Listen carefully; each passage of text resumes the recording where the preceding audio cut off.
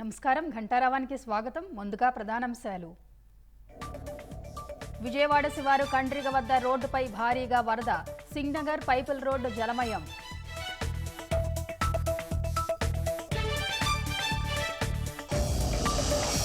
నిత్యావసరాలు తెచ్చుకునేందుకు ప్రజల పాట్లు, ఇళ్లలోకి నీరు చేరి బయటకు రాలేని పరిస్థితి.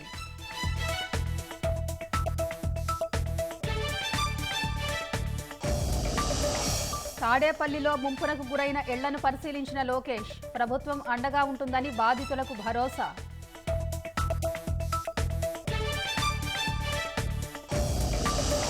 తెలంగాణలో 33 జిల్లాలకు రెడ్, ఆరెంజ్, ఎల్లో హెచ్చరికలు. హైదరాబాద్లోని పలు కాలనీల్లో నిలిచిన వరద నీరు.